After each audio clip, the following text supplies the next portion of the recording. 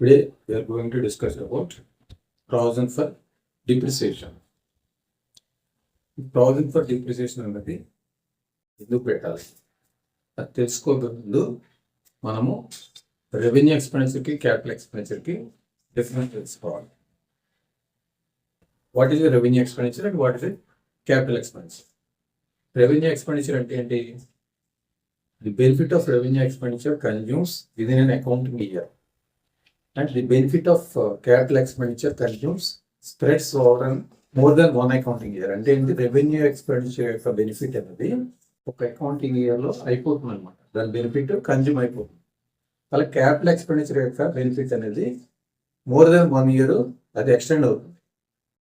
ఈ బెనిఫిట్ అంటే మనం బిజినెస్ కోసం ఖర్చు పెట్టిన ప్రతి రూపాయికి ఎందుకు ఖర్చు పెడతాం? రెవెన్యూ జనరేషన్ కోసం ఉపయోగిస్తాం అన్నమాట. మనం పెట్టే ప్రతి ఎక్స్పెండిచర్ ప్రతి రూపాయి కూడా రెవెన్యూ జనరేషన్ కోసమే ఉపయోగిస్తాం.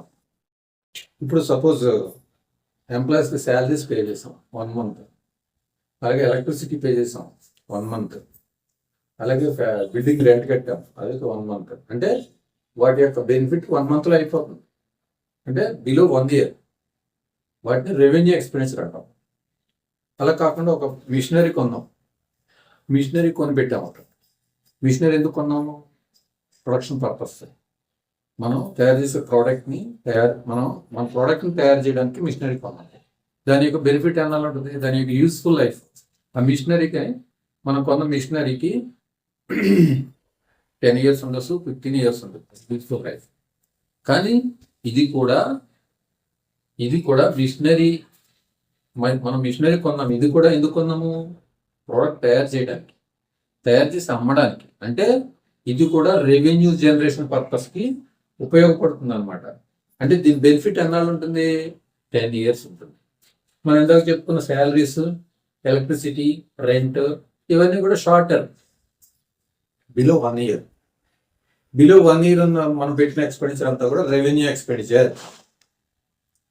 Above 1 year 10 years life, useful life ఉన్న అసెట్ కొంటే అది క్యాపిటల్ ఎక్స్పెండిచర్. ఈ రెవెన్యూ ఎక్స్పెండిచర్ అనే దాన్ని డైరెక్ట్గా ప్రాఫిట్ అండ్ లాస్ అకౌంట్లో డెబిట్ చేసేస్తాం.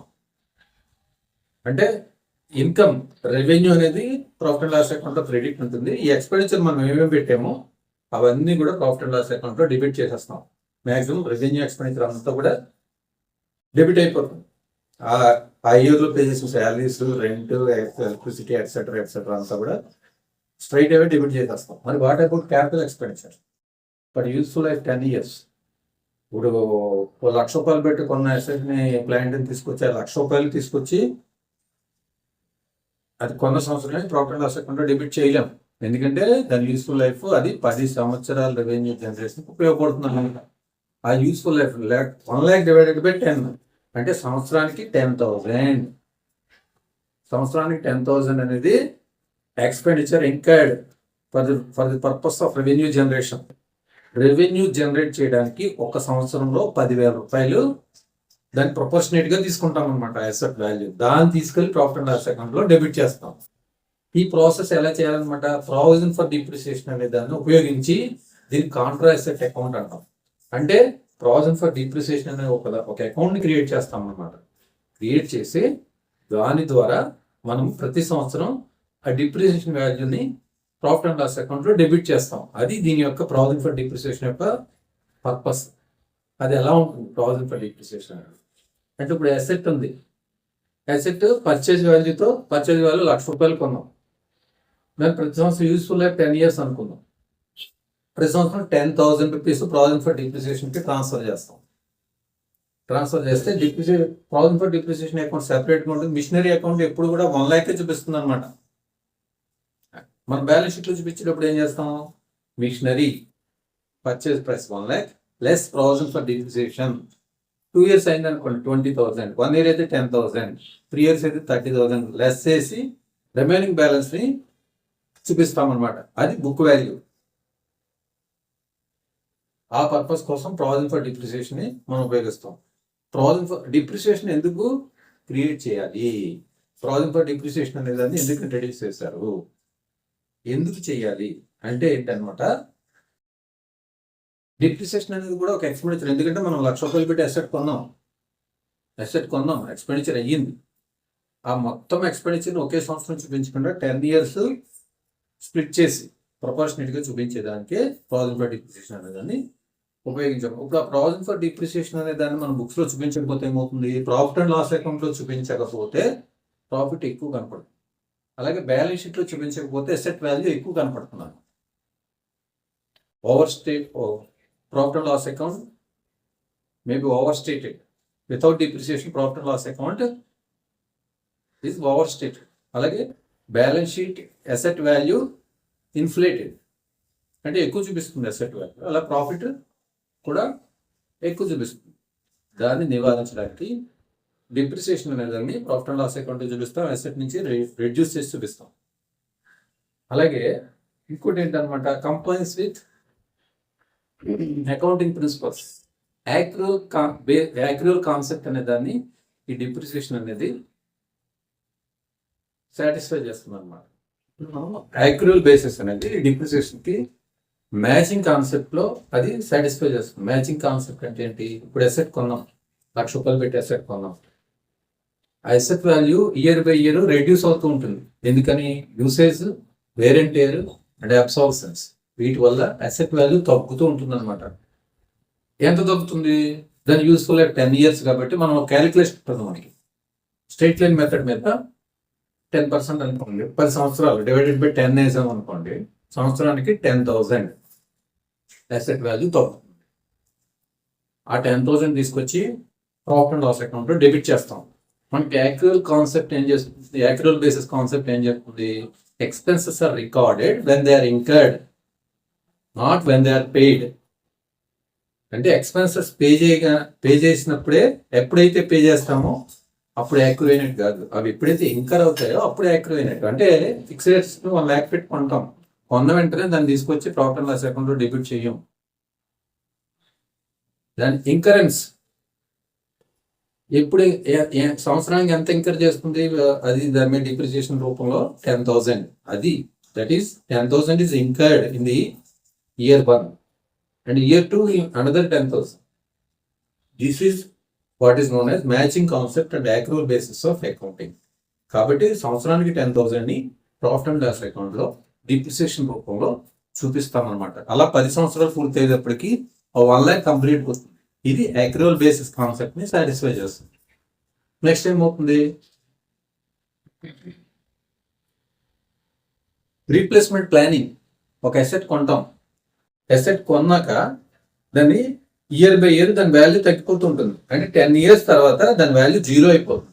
జీరో అయిపోయినప్పుడు మనం ఇంకో అసెట్ రీప్లేస్ చేయాలి, కొనాలంటే సంవత్సరానికి కొంత అమౌంట్ మనం ప్రావిజన్ ఆఫ్ డిప్రిసియేషన్ రూపంలో పక్కన పెడతాం అనమాట. ఇటు మనం ఏమి ఎక్స్పెండిచర్ పే చేయం, ₹1,00,000 అనేది ఎప్పుడో ఖర్చు పెట్టాం, దానికి ప్రతి సంవత్సరం ప్రాఫిట్ నుంచి ₹10,000 ప్రావిజన్ ఫర్ డిప్రిసియేషన్ కింద పక్కన పెడుతున్నాం. అది 10 years అయ్యేటప్పుడు మళ్ళీ ఇంకో ₹1,00,000 అవుతుంది. అది ఆ ₹1,00,000 పెట్టి ఆ అసెట్ని రీప్లేస్ చేసుకోవచ్చు ఈజీగా. ఇది రీప్లేస్మెంట్ ప్లానింగ్ అనమాట. అలాగే నెక్స్ట్ ఇంకోటి ఏంటనమాట, realistic value of asset. Balance షీట్లో అసెట్ వాల్యూని రియలిస్టిక్ వాల్యూగా చూపించగలుగుతాం ప్రావిజన్ ఫర్ డిప్రిసియేషన్ వల్ల. అంటే మన అసెట్ ₹1,00,000 పర్చేస్ ప్రైస్ అయితే ఇయర్ 1లో asset purchase price 1,00,000 minus provision for depreciation 10,000, net book value is 90,000. In the year 2, asset purchase price 1,00,000 and provision for depreciation, accumulated depreciation under that. Provision for depreciation is nothing but accumulated depreciation. Year 1 lo 10,000, year 2 lo 10,000. Total 20,000 less provision for depreciation 20,000, asset net book value 80,000. అలాగా 60 year లో ఎంత అవుతుంది, 60,000 తీసేసి 40,000 అట్లా అనమాట. Book వాల్యూకి అసెట్ని చూపిస్తాం. ఇది రియలిస్టిక్ వాల్యూకి చూపించగలుగుతాం ప్రావిజన్ ఫర్ డిప్రిసియేషన్ వల్ల. తర్వాత ఏంటనమాట, tax deductible. Income tax act ప్రకారం ఇది డిప్రిసియేషన్ అనేది ఒక నాన్ క్యాష్ ఎక్స్పెండిచర్. మనం ఏమి క్యాష్లో ఏమి ఖర్చు పెట్టాం, కానీ it is an expenditure. It is allowable under income tax act also. Income tax act ప్రకారం ప్రాఫిట్లోంచి డిప్రిసియేషన్ తగ్గించుకోవచ్చు, ఇట్ ఈస్ అలౌబుల్. కాబట్టి ప్రావిజన్ ఫర్ డిప్రిసియేషన్ అందుకు ఆ విధంగా ఉపయోగపడుతుంది అనమాట. దీని మీద మనం ఒక ఎగ్జాంపుల్ చూద్దాం. ఈ ప్రావిజన్ ఫర్ డిప్రిసియేషన్ ప్రాక్టికల్గా ఎలా ఉంటుంది. On 1st April 2003, a company purchased a machinery for rupees 2 lakhs, and on 1st October in the same accounting year, additional machinery costing rupees 1 lakh was purchased. రెండో machinery కొన్నారు. 1st April 23 ఒక machinery and 1st October 23 ఇంకో machinery రెండు కొన్నారు. తర్వాత on 1st October 2004, the machinery purchased in April 23 having become obsolete was sold for 90,000. అంటే 1st October 24న ఈ first machinery అమ్మేశారు 90,000కి. తర్వాత on 1st October 2005 new machinery was purchase 2 lakh. మూడో machinery కొన్నారు 2 lakh. While the machinery purchased on 1st October 2003 was sold for 18,000. ఈ రెండో machinery కూడా అమ్మేశారు. ఫస్ట్ మిషనరీ అమ్మేశారు, రెండో మిషనరీ అమ్మేశారు 85,000. ఫస్ట్ మిషనరీ 90,000 అమ్మారు, రెండో మిషనరీ 85,000 అమ్మారు. And same with the firm provides depreciation at 10% on straight line method on 31st March every year. Provide machinery account, provision for depreciation account and depreciation account for the next 3 accounting years up to 31st March 2006. అంటే 3 మిషనరీలు కొన్నారు. అందులో first 2 మిషనరీస్ని అమ్మేశారు. కొన్నప్పుడు ఎలా ఎంట్రీలు పడతాయి, అమ్మినప్పుడు ఏ entries వస్తాయి, వీటికి డిప్రిసియేషన్ ఎలా ప్రొవైడ్ చేస్తాం అనేది చూద్దాం. ఈ మిషనరీ అకౌంట్, ఈ ప్రావిజన్ ఫర్ డిప్రిసియేషన్ అకౌంట్, ఇది డిప్రిసియేషన్ అకౌంట్. మిషనరీ అకౌంట్లో ఈ ప్రావిజన్ ఫర్ డిప్రిసియేషన్ ఉన్నప్పుడు మిషనరీ అకౌంట్ ఎలా ఉంటుంది అనమాట, మిషనరీ కొన్నప్పుడు రికార్డ్ చేస్తాం, అమ్మినప్పుడు రికార్డ్ చేస్తాం. That's it. దీంట్లో డిప్రిసియేషన్ అనేది రాదు. ఎందుకు? డిప్రిసియేషన్కి ఈ మిషనరీ అకౌంట్కి కాంట్రా మిషనరీ అకౌంట్ కింద ఒక ప్రావిజన్ ఫర్ డిప్రిసియేషన్ అనేది మనం మెయింటైన్ చేస్తున్నాం, దీనికి కాంట్రా అకౌంట్ కింద. కాబట్టి ఈ రెండింటిని నెట్ ఆఫ్ చేసి బ్యాలెన్స్ షీట్లో చూపిస్తాం అనమాట. Machinery account, provision for depreciation account. Depreciation ఏది ఉన్నా ఈ ప్రావిజన్ ఫర్ డిప్రిసియేషన్ అకౌంట్లో చూపిస్తాం అనమాట. కాబట్టి మిషనరీ అకౌంట్లో డిప్రిసియేషన్ అనేది రాదు. మిషనరీ అకౌంట్ ఎప్పుడు కూడా పర్చేజ్ ప్రైస్ ప్రకారం ఉంటుంది. ఈ ప్రావిజన్ ఫర్ డిప్రిసియేషన్లో టోటల్ డిప్రిసియేషన్ మనం చూపిస్తాం. ఈ డిప్రిసియేషన్ అకౌంట్ని ఎవ్రీ ఇయర్ మనం ప్రాఫిట్ అండ్ లాస్ అకౌంట్కి ట్రాన్స్ఫర్ చేస్తాం. అంటే ఎంట్రీస్ ఎలా వస్తాయి, మిషనరీ కొన్నప్పుడు మిషనరీ అకౌంట్ అటాట్ టు బ్యాంక్, అలాగే డిప్రిసియేషన్ అకౌంట్ అటాట్ to provision for depreciation account, తర్వాత ప్రాఫిట్ అండ్ లాస్ అకౌంట్ అటాట్ టు డిప్రిసియేషన్ అకౌంట్. ఈ మూడు వస్తాయి. అమ్మినప్పుడు ఏంటంటే సేల్ ఆఫ్ మిషనరీ అకౌంట్ అటాట్ టు మిషనరీ అకౌంట్. అమ్మినప్పుడు బ్యాంకుకి చూపించకుండా మనం సేల్ ఆఫ్ మిషనరీకి ట్రాన్స్ఫర్ చేస్తాం. సేల్ ఆఫ్ మిషనరీ అకౌంట్ అటాట్ టు మిషనరీ అకౌంట్. ఈ 4 ఎంట్రీలు వస్తాయి. ఫస్ట్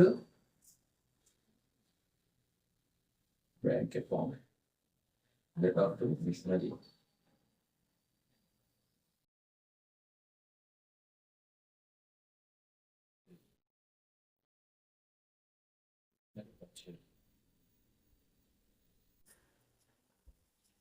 రెండోది మిషనరీ అకౌంట్ అటాట్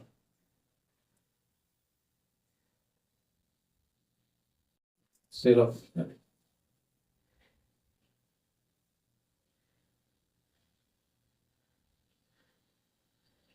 మిషనరీ సేల్. మూడోది డిప్రిసియేషన్ అకౌంట్ అటాట్ ప్రావిజన్ ఫర్ డిప్రిసియేషన్. నాలుగోది P&L అకౌంట్ అటాట్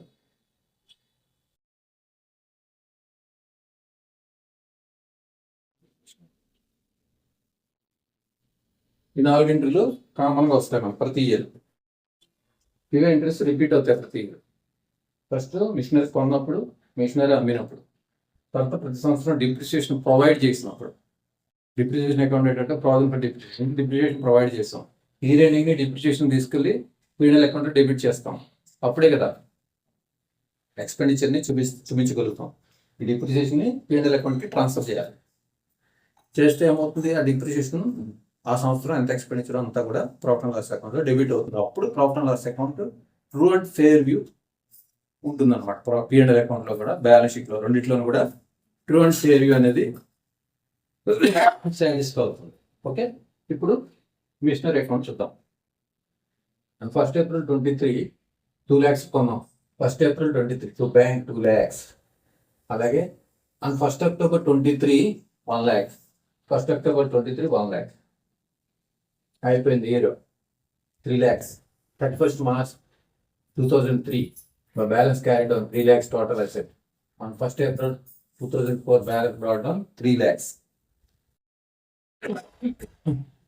అలాగే first year provision for depreciation 1st April 2003 31st March 2004 అంటే ఏంటి 2003 అండ్ 2004 ఫైనాన్షియల్ ఇయర్లో year ending 31st March 2004 to balance carry by provision for depreciation. అంటే depreciation account ఏంటంటే provision for depreciation. Provision for డిప్రిసియేషన్లో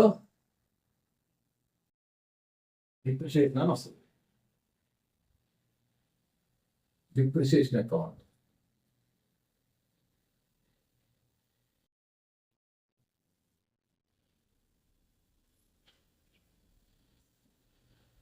by depreciation account ఎంత machinery 1 మీద first ఇయర్లో 20,000 on 1st April 2003 to 31st March 2004 on 2 lakhs 10% 20,000. Second missionary 1st October 3 లో కొన్నాం to 31st March 2004 on 1 lakh 10% for 6 months 5,000. ఈ 20,000 ఈ 5,000 25,000 by depreciation 25,000 first year. Balance వేస్తే 25,000 వచ్చింది. ఓకేనా. తర్వాత సెకండ్ ఇయర్కి వెళ్తే ఏమైందనమాట, 1st October 24 the missionary purchased on 1st April 2003. 1st October 2004 the missionary purchased on 1st April 2003 having become obsolete was sold for 90,000. అంటే 1st October 2004లో machinery 1 అమ్మేశారు. Machinery 1ని అమ్మేశారు 90,000. మనం ఎంత పెట్టుకున్నాం, అది 2 lakhs పెట్టుకున్నాం. 2 lakhs పెట్టుకుంటే సెకండ్ ఇయర్లో 1st April 2004 3 lakhs ఉంది. 1st October 2004 by sale of asset 2 lakhs. Purchase price ఎంత ఉందో అంతా చూపించేస్తాం ఇక్కడ. సేల్ ఆఫ్ అసెట్ కి 2 lakhs. ఆ 90,000 అమ్మారా 2,50,000 అమ్మారా అనేది సేల్ ఆఫ్ అసెట్ అకౌంట్ లో డీటెయిల్ గా వస్తుంది. అది నెక్స్ట్ వీడియోలో చూద్దాం. By sale of asset 2 lakhs. దీంట్లో 1st April 2004 by balance brought down 25,000 ఉంది ఇక్కడ. ఫస్ట్ అసెట్ మీద డిప్రిసియేషన్ ఎంత, సేల్ చేసిన అసెట్ మీద డిప్రిసియేషన్ ఎంత ఇక్కడ చూడండి. మనం ఫస్ట్ ఇయర్లో 20,000, సెకండ్ ఇయర్లో ఫస్ట్ April 2004 నుంచి 30th September 2004 ఎప్పుడైనా మిస్ మనం 1st October 2004 అంటే దాని ముందు రోజు 30th September 2004 వరకు తీసుకున్నాం డిప్రిసియేషన్. ఎన్ని నెలలకి, ఏప్రిల్ నుంచి సెప్టెంబర్ వరకు 6 months. 10% చొప్పున 6 months కి 10,000. మొత్తం 30,000 ఫస్ట్ అసెట్ మీద డిప్రిసియేషన్. ఆ 30,000ని టు సేల్ ఆఫ్ అసెట్ 30,000 చూపించేసాం. ఫస్ట్ మిషనరీ మీద డిప్రిసియేషన్ మొత్తం ఇక్కడ డెబిట్ చేసేసాం. తర్వాత సెకండ్ మిషనరీ ఉంది కదా, second machinery first year 5,000, second year ఎంత వచ్చింది 10,000. సెకండ్ మిషనరీ మీద డిప్రిసియేషన్ 10,000. అలాగే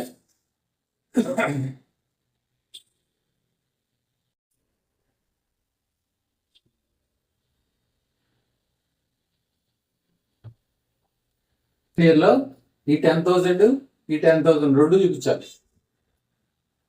ఫస్ట్ మిషనరీ మీద 10,000 సెకండ్ 6 months, సెకండ్ మిషనరీ మీద 10,000 ఫుల్ ఇయర్, రెండు కలిపి 20,000 ఇక్కడ చూపించాం. ఫస్ట్ మిషనరీ అమ్మేసాం కాబట్టి ఫస్ట్ ఇయర్లో డిప్రిసియేషన్ 20,000, సెకండ్ ఇయర్లో డిప్రిసియేషన్ 10,000, టోటల్ 30,000 ఇక్కడ డెబిట్ చేసేసాం. అంటే మొత్తం డిప్రిసియేషన్ రెడ్యూస్ చేసేసాం అమ్మేసాం కాబట్టి. ఇప్పుడు 45,000 net balance 15,000 by balance brought down 15,000 ఉంది. తర్వాత ఏం జరిగింది, థర్డ్ ఇయర్లో ఏం జరిగింది, on 1st October 2005 new machinery was purchase for 2,50,000 while machinery purchase on 1st October 2003 was sold for 85,000. అంటే మూడో మిషనరీ 1st October 2005 మూడో మిషనరీ కొన్నాం. ఎంతకి 2,50,000. 2,50,000కి థర్డ్ మిషనరీ మనము కొందాం అనమాట. 1st October 2005 1st October 2002 bank 2,50,000 machinery అకౌంట్లో డెబిట్ చేస్తాం. మిషనరీ అకౌంట్ ని ఇక్కడ sale of asset second machinery అమ్మేస్తాం కదా 1 lakh కి. సెకండ్ మిషనరీ కూడా బై సేల్ ఆఫ్ అసెట్ కి మళ్ళించాం. First machinery 2 lakhs, second machinery 1 lakh, రెండు కూడా చూపించేసాం.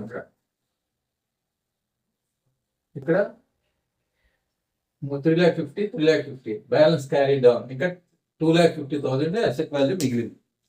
ప్రాఫిట్ ఫండ్ డిప్రిసియేషన్ లో థర్డ్ ఇయర్ 15,000 మిగిలింది.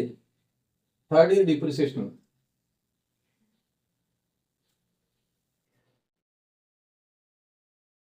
17,500. అంటే ఏంటి? సెకండ్ మిషనరీ 1 lakh ఉంది కదా, దాని మీద 5,000. థర్డ్ మిషనరీ మీద 12,500. ఇది తీసుకొచ్చి 17,500 ఇక్కడ డెబిట్ చేసాము. Sale of asset second machinery కూడా అమ్మేసాం. దాని మీద డిప్రిసియేషన్ ఎంత? సెకండ్ మిషనరీ మీద డిప్రిసియేషన్ 20,000 టోటల్. 20,000 చూపించాను ఇక్కడ. Total depreciation 20,000. థర్డ్ మిషనరీ మీద డిప్రిసియేషన్ 17,500. బ్యాలెన్స్ 12,500 మిగిలింది ప్రావిజన్ ఫర్ డిప్రిసియేషన్ అకౌంట్లో. అలాగే డిప్రిసియేషన్ అకౌంట్ కూడా ప్రతి సంవత్సరం provision for depreciation by profit and loss account, provision for depreciation by profit and loss account, provision for depreciation by profit and loss account. అట్లా first year depreciation ఎంత?